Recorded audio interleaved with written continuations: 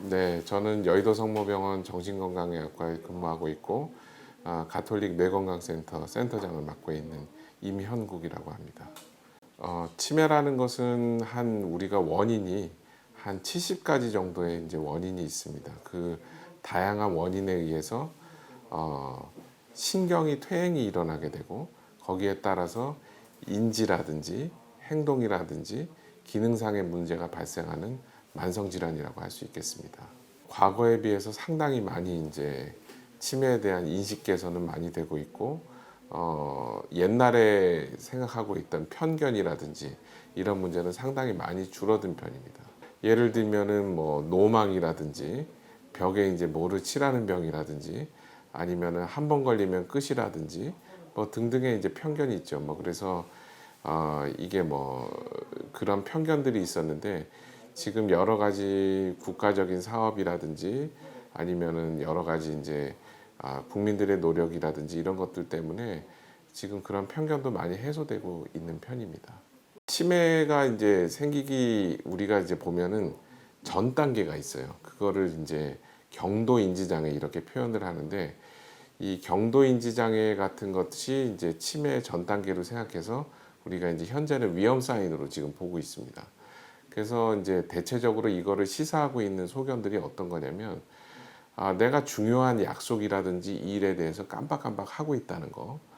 그 다음에 이제 업무라든지 이런 걸 할 때 그 흐름을 잘 따라가지 못하는 것. 그 다음에 아니면은 이제 이런 문제들을 가족들이 주변 사람들이나 가족들이 인지하고 있는 것 또는 성격 변화라든지 그런 문제가 있는 것. 그 다음에 이제 판단력이 흐려지는 것 등등이 이제 있다고 볼 수 있겠어요. 예를 들면은 말에서의 어떤 낙인 효과가 지금 있죠. 그래서 비근한 예로 우리가 이제 병의 이름을 바꾼 병이 있어요. 정신분열병이라고 하는 병이 지금은 조현병이라는 병으로 바뀌었죠. 그리고 나서부터 어떻게 보면 상당히 이 병에 대한 인식이 조금 변한 감이 없지 않아 있어요. 그러니까 치매도 지금은 어떻게 보면은 여러 가지 편견이 이제 들어있는 이제 용어이기도 하죠. 그래서 이런 것들을 바꾸려고 여러 가지 시도들을 했습니다. 그래서 일본 같은 데에서는 실제로 인지증이라는 용어를 쓰기도 하죠. 그래서 지금 학계나 이런 데서도 지금 노력은 하고 있는데 지금 그 용어의 개선이 조금 쉽지는 않은 편입니다. 치매라는 것 자체에 대한 낙인 효과가 있어요. 이 사람은 치매면은 어떻게 보면은 뭐 예를 들면 미친 병 이런 식으로 이제 생각하는 경우도 있고, 그러니까 왜 그런 거 아니 이거 단적인 예가 저희가 이제 우리 뇌건강센터 이름을 바꾼 계기가 바로 치매의 편견 때문에 바꾼 겁니다. 그러니까 실례로 저희가 이제 처음에 할 때는 가톨릭 치매 인지장애 센터였었어요. 근데 이게 주변에서 혐오 시설이 아니냐며 민원이 빗발쳤습니다. 예, 아파트 값이 떨어진다며. 예, 그래서 저희가 어쩔 수 없이 좀 순화된 말인 가톨릭 뇌건강센터로 바꾸게 된 계기예요. 그만큼 치매라는 거에 대한 인식이 조금 좋지 않아요. 그래서 그렇게 되면 이제 뭐 예를 들면은 치매 센터 이렇게 되면은 이분들이 어르신들이 잘 오지 않으려 해요. 치매라는 문제 때문에 그래서 나오는 편견 내가 치매 환자 화를 나면 어머 좀 이상한 약간 깜박깜박한 거 내가 왜 치매야 이런 식으로 얘기하는 것처럼 이게 이제 어떻게 보면은 치매라는 거에 대한 용어 자체에서 오는 그 말의 뉘앙스가 별로 좋지가 않은 거예요. 그것 때문에 어떻게 보면은 치료를 받아야 되는 것이 치료를 잘 못 받는 것이 좀 있을 수 있습니다. 예, 제가 사실을 말씀을 드리면 인지증으로 바꾸면 되는데 이게 치매가 이제 중요한 건 인지만 문제가 되는 병도 아니고 그리고 행동하고 기능이 다 이제 문제가 되는 병인데 인지증이라고 이렇게 얘기하는 순간에는 인지 장애만 생각을 하는 거고, 더더군다나 일본에서 만든 용어라 이거를 하기가 쉽지가 않습니다. 그러니까 뭐 다른 용어가 특별히 이 병을 대변할 만한 어떤 상징이 있는 용어가 많지가 않습니다. 그리고 중요한 거는 이 치매를 보는 과가 여러 과다 보니까 의견을 조율하기가 쉽지 않아요. 그러니까 정신분열병 같은 거는 정신건강의학과만 보고 있어서 이거를 용어로 바꾸자 해서 하면 바꿀 수 있는데, 근데 이 치매라는 거는 뭐 정신건강의학과, 신경과, 뭐 재활의학과, 뭐 등등등 많은 과들이 보고 있어가지고 이거를 바꾼다는 용어 바꾸는 게 아주 쉬운 작업은 아닙니다. 그렇게 보시면은 제일 확실한 설명이 되지 않을까 싶어요. 그러니까 이거를 또 누가 찾을 것이냐, 어떻게 찾아낼 것이냐라고 하고, 지금 보면은 뭐 예를 들면 중앙 치매센터, 광역 치매센터 이렇게 다 치매로 이렇게 네이밍이 다 돼 있는데, 이거를 다 바꿔야 되는 뭐 이런 것도 있고, 이게 이제 그냥 조현병에 바꾸는 차원하고는 완전 차원이 다른 문제이기도 합니다. 그런 게 좀 있습니다. 그러니까 지금 이제 치매를 과정을 통제할 수 있는 약, 그러니까 병의 경과를 우리가 이제 통제할 수 있는 약이 있느냐, 그거를 개발하려고 뭐 엄청난 돈을 들여가지고 노력은 하고 있는데 굉장히 많은 임상시험에서 다 실패로 돌아가고 있어서, 지금 사용하고 있는 약이 이제 보시면은 20년 된 약을 쓰고 있습니다. 지금 쓸 수 있는 약은 4가지 정도인데, 이게 이제 20년 된 약을 아직 쓰고 있는데, 이것들은 어떻게 보면 증상 완화제예요. 증상 완화제지. 질환 자체의 경과를 조절할 수 있는 약은 아닙니다. 그래서 증상 완화제라도 미리 써서 어떻게 보면은 완화의 기간을 늘려보자 하는 것이 이제 지금 치료의 타겟이고, 그래서 조기 검진, 조기 발견이 이제 그렇게 많이 강조되고 있는 이유이기도 하죠. 어떻게 보면은 치매를 예방하는 것이나 이런 것들은 굉장히 단순한 데 있을지도 몰라요. 예를 들면 만성병, 고혈압, 당뇨, 고지혈, 그 다음에 규칙적인 생활, 그 다음에 잠, 스트레스, 그런 문제들을 지키는 것 자체가 굉장히 치매를 관리하고 이제 예방하는 길인데, 그게 어려워요. 굉장히 사람의 습관이기 때문에 그게 상당히 어려운 편입니다. 그래서 실내로 이제 굉장히 관리를 잘 하시는 분들 같은 경우는 이게 옛날에 뭐 생각하던 뭐 경도인지장애 기간이 뭐 1년에서 5년이다. 근데 그거보다 훨씬 많이 갈 수도 있고, 치매가 이제 뭐 초기에 걸려서 돌아가시는데 한 8년에서 10년 걸린다고 하지만 그게 엄청나게 늘어날 수도 있어요. 그러니까 이거는 어떻게 보면은 그 개인의 습관을 좀 조정하는 것, 이것이 되게 중요한 건데, 그 습관을 도와줄 수 있는 여러 가지 방법들이 중에 하나가 디지털 치료제나 뭐 IoT 기반, ICT 기반 이 디지털 치료제라는 거일 수도 있는 것이죠. 근데 근본적인 방법은 어찌됐든 이제 좋은 생활 습관을 갖는 것이라고 이제 볼 수 있겠습니다. 고혈압, 당뇨, 고지혈, 운동, 식습관, 수면, 그런 거죠. 뭐 스트레스, 우울 이런 거 관리하는 거죠. 근데 이게 정말 평범한 것 같은데 평범하지 않아요. 이거 딱 지키면서 살 수 있는 사람이 정말 정말 드뭅니다.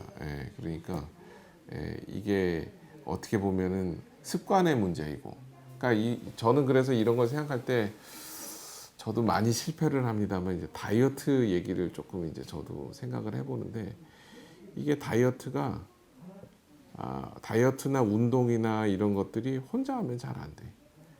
누군가 옆에서 시엄마가 있어야 이제 이런 것들을 잘 할 수 있는 것처럼, 누가 옆에서 이제 이 습관을 잘 잡아줄 수 있는 가이드를 이렇게 하는 것이 문제죠. 디지털 치료제가 잘 되는 경우 있고 잘 안 되는 경우 있는데 잘 되는 경우 같은 경우도 누가 옆에서 봐줘야 돼요. 그런 문제가 있습니다. 그래서 그런 경우에 있어서는 뭐 최대치 예방을 할 수 있는 퍼센트가 40%까지 올라간다는 얘기들도 있어서 그런 거 희망을 걸어보고 있습니다만 이게 그렇다고 완벽하게 비껴가거나 그렇지는 못해요. 실내로 제가 걱정을 하고 있다고 하면은 굉장히 좀 저도 비껴갈 수가 없는 거라고 생각을 하니까 굉장히 이게 현재의 예방 문제도 희망적인 사이드가 있고 희망적이지 않은 사이드도 있고 그렇습니다. 가족들이 공통적으로 생활 습관이 좋은 사람들은 그런 병 잘 안 걸릴 거야. 그런 가족 참 찾기 힘들어요. 참 찾기 힘들어. 그런 식관이 없어. 네, 지중해식 식단 단적으로 얘기해서. 그러니까 이제 뭐 매일 올리브 오일, 지중해식 식단이 그래요. 뭐 그다음 매일 올리브 오일, 그다음에 견과류, 그다음에 뭐 흰생선, 통곡물로 된 것, 뭐 이런 것들을 먹고 붉은 고기 덜 먹고 단 거는 뭐 거의 드물게 먹어야 되는 그런 이런 피라미드 이제 많이 보셨을 거예요. 한국 사람 그거 못 합니다.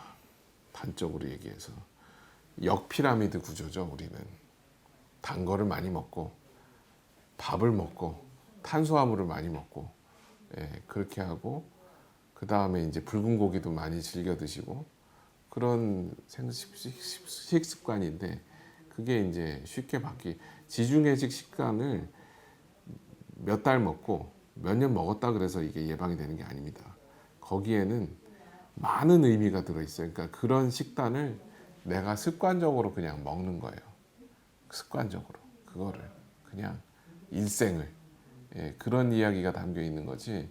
몇 번 우리가 무슨 그냥 지중해 식단이 좋다더라 해가지고 몇 달 몇 년 바뀐다고 이 뇌가 바뀌지 않습니다. 그러니까 실내로 실험을 한 경우가 있기는 있었어요. 52주 동안에 지중해식 식단을 먹는 사람하고 안 한 사람하고 뇌 차이가 있긴 있었어요. 있었는데 그렇다고 그 사람이 이제 이런 식습관의 문제의 연구의 문제점은 뭐냐면 다른 요인들을 통제할 수가 없다는 거예요. 그러니까 이제 개인별로 베리에이션, 그러니까 이제 변이도 많이 일어나게 되고 그러기 때문에 이게 식습관 하나 바꿔 가지고는 안 되지만 그래도 좋은 것, 몸에 나쁜 거를 덜 먹는 건 저는 중요하다고 봐요. 예를 들면 당류. 실내로 이제 제가 예를 하나를 좀 들어. 제가 실제로 보는 환자예요. 이분이 이제 전임상 치매. 그러니까 이제 임상 증상은 없는데 머리에 이제 치매 유발 요인인 아밀로이드 단백질을 가지고 계신 분 계신데 이분이 당을 끊어야 되겠다는 생각을 하고 저녁에 당류를 끊습니다. 그리고 나서 이분의 인지 기능이 변화하고 아밀로이드의 변화가 2, 3년이 지나도 바뀌지 않아요. 그 인지 기능은 완벽하게 정상으로 돌아와 있고 뭐 집중력 조금 흐렸던 것도 다 없어졌고 그런 것도 이제 완벽하게 돌아와 버렸어요. 그러니까 그 어느 정도의 연관은 있으리라 봅니다. 그리고 이제 좋은 아까도 왜 지중해식 식단의 핵심 중에 하나가 이제 올리브 오일 뭐 이런 거잖아요. 그게 뭐냐면 좋은 기름이에요. 그리고 이제 어느 정도 치매 예방에 효과가 있다고 알려진 우리 영양 물질 같은 것이 오메가3입니다. 오메가3인데 이 오메가3나 올리브 오일이든 뭐 이런 것들의 공통점이 뭐냐면 좋은 기름이에요. 근데 우리가 또 아포E4라 그래가지고 사형 아포 지단백 유전자형 4형 이런 단백질 같은 게 유전자가 있는데 그런 것들도 뭐냐면은 지질을 운반하는 단백질이거든요. 그러니까 이런 것들이 예를 들면은 기름의 문제하고도 연관이 있다는 거예요. 그리고 콜레스테롤 문제도 그래요. 보면은 좋은 콜레스테롤, 예를 들면 HDL 콜레스테롤이 많은 사람들이 아밀로이드가 덜 엉겨요.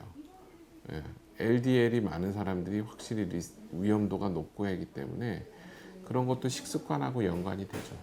제가 말씀드린 건 어디까지나 습관이에요. 습관이란 건 굉장히 오랫동안 만들어진 거기 때문에 이게 쉽게 바뀌는 게 어렵습니다. 그래서 그래도 좋은 음식을 먹는 것. 근데 좋은 음식이라는 게 다른 게 아니에요. 보면은 좋은 재료를 가지고 그냥 시간을 들여서 이제 먹는 거. 가공식품 좀 덜 먹고 첨가물 덜 먹고 탄수화물, 그러니까 이제 가공된 탄수화물 좀 덜 먹고 그러는 것들이 저는 요번에 그 환자 케이스를 보면서 좀 많이 느꼈습니다.